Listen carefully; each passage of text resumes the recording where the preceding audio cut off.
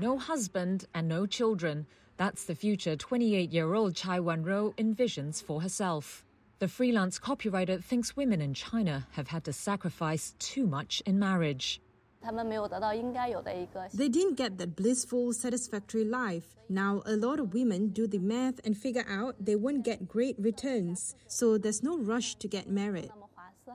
Her views are shared by a growing number of young women across the country, and it's a headache for the government.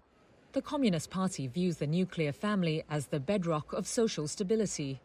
Last year, Chinese leaders stressed the need to cultivate a new culture of marriage and childbearing as new births plunged to historic lows and the country's population fell for a second straight year. But between record youth unemployment and an economic downturn, Chai and many in her generation are espousing singleism instead. People feel there's already enough pressure in their own lives and there's no way they can cope with the burden of raising a family and children, so they choose not to have children.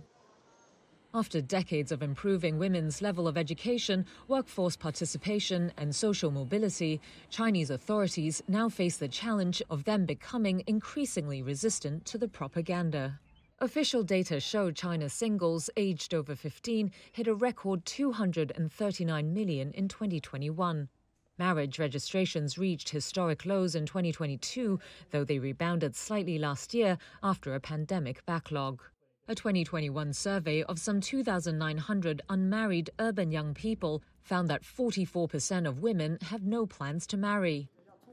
For now, Chai plans to stay single as she works towards dreams of founding her own educational startup. She suggests Beijing should focus on improving social development. If there is real gender equality, then this could liberate the power of many women, and this power could go into the labor force and into promoting further social development. It could also liberate men from the sort of traditional mindsets, and they don't have to live under such enormous family pressures. Chai also says if people can see more hope in the future, then perhaps they'll gain the confidence and motivation to bring children into this world.